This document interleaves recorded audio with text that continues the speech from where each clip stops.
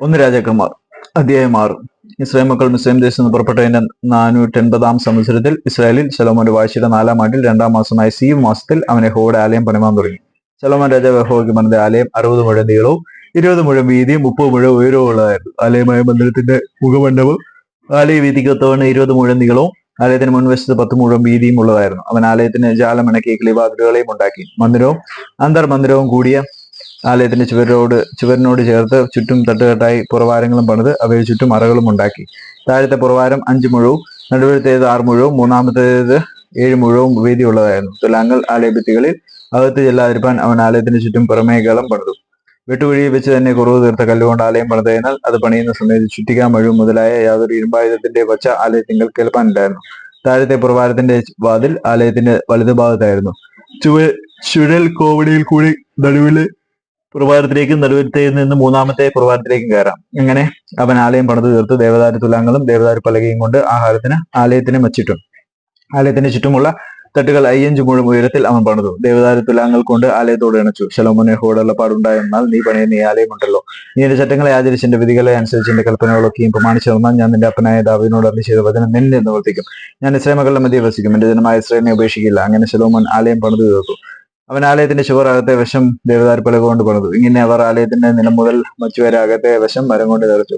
ആലയത്തിന്റെ നിലം സരളപ്പലക കൊണ്ട് തളവിട്ടു. ആലയത്തിന്റെ പിൻവശം 20 മുഴം നീളത്തിൽ നിലം മുതൽ ഉത്തരം വരെ ദേവദാരു പലക കൊണ്ട് പണിതു. ഇങ്ങനെയാവുന്നു അന്തർമന്ദിരമായ അതിവിശുദ്ധ സ്ഥലത്തിന്റെ ഉൾവശം പണിതത്. അന്തർമന്ദിരത്തിന്റെ മുൻഭാഗത്തുള്ള മന്ദിരമായ ആലയത്തിന് 40 മുഴം നീളമുണ്ടായിരുന്നു. ആലയത്തിന്റെ അകത്തെ ചുവരുമേൽ ദേവദാരു കൊണ്ടുള്ള കുമിഴികളും വിടർന്ന പുഷ്പങ്ങളും കൊത്തുപണിയായിരുന്നു.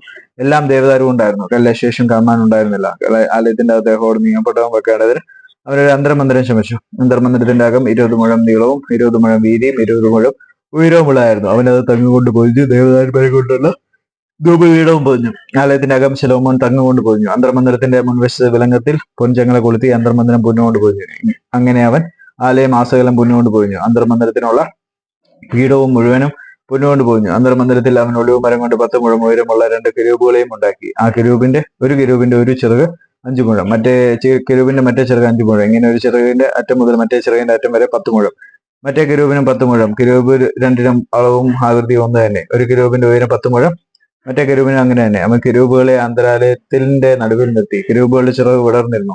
ഒന്നിന്റെ ചിറക് ഒരു ചുവരോടും മറ്റേതിന്റെ ചിറക് മറ്റേ ചുവരോടും തൊട്ടിരുന്നു. ആലയത്തിന്റെ നടുവിൽ അവയുടെ ചിറക് ഒന്നോടൊന്ന് തൊട്ടിരുന്നു. കിരൂബുകളെയും അവൻ പൊന്നുകൊണ്ട് പൊതിഞ്ഞു. അന്തരാലയവും ബഹിരാലയവുമായ ആലയത്തിന്റെ ചുവരുകളിലെല്ലാം ചുറ്റും കിരൂബ്, ഈന്തപ്പന, വിടർന്ന പുഷ്പം എന്നിവയുടെ രൂപം കൊത്തിയുണ്ടാക്കി. അന്തരാലയവും ബഹിരാലയവുമായ ആലയത്തിന്റെ തളവും അവൻ പൊന്നുകൊണ്ട് പൊതിഞ്ഞു. അവൻ അന്തർമന്ദിരത്തിന്റെ വാതിലിന് ഒലിവ് മരം കൊണ്ട് കതവുണ്ടാക്കി. കുറുമ്പടിയും കട്ടളക്കാലും ചുവരിന്റെ 5-ൽ ഒരു അംശമായിരുന്നു. ഒരു മരം കൊണ്ടുള്ള കതവ് രണ്ടിലും കിരൂബ്, ഈന്തപ്പന, വിടർന്ന പുഷ്പം എന്നിവയുടെ രൂപങ്ങൾ കൊത്തി പൊന്നു പൊതിഞ്ഞു. കിരൂബുകളിലും ഈന്തപ്പനകളിലും പൊന്നു പൊതിഞ്ഞു. അവന് തന്നെ അവൻ മന്ദിരത്തിന്റെ വാതിലിനും ഒലിവ് മരം കൊണ്ട് കട്ടളം ഉണ്ടാക്കി. അത് ചുവരിന്റെ 4-ൽ ഒരു അംശമായിരുന്നു. അതിന്റെ കതക് രണ്ടും സരളമരം കൊണ്ടായിരുന്നു. ഒരു കതകിന് 2 മടക്കുപാളിയും മറ്റേ കതകിന് 2 മടക്കുപാളിയും ഉണ്ടായിരുന്നു. അവൻ അവയിൽ കിരൂബ്, ഈന്തപ്പന, വിടർന്ന പുഷ്പം എന്നിവയുടെ രൂപങ്ങളെ കൊത്തി രൂപങ്ങളുടെ മേൽ പൊന്നു പൊതിഞ്ഞു. അവൻ അകത്തെ പ്രാകാരം ചെത്തിയ കല്ലുകൊണ്ട് 3 വരിയും ദേവദാരു കൊണ്ട് 1 വരിയുമായിട്ട് പണിതു. 4-ാം ആണ്ട് സീവ് മാസത്തിൽ യഹോവയുടെ ആലയത്തിന് അടിസ്ഥാനമിടുകയും 11-ാം ആണ്ട് 8-ാം മാസമായ ബൂൽ മാസത്തിൽ ആലയം അതിന്റെ സകല ഭാഗങ്ങളുമായി അതിന്റെ മാതൃക പ്രകാരം ഒക്കെയും പണിതു തീർക്കുകയും ചെയ്തു. അങ്ങനെ അവൻ 7 ആണ്ട് കൊണ്ട് അത് പണിതു തീർത്തു.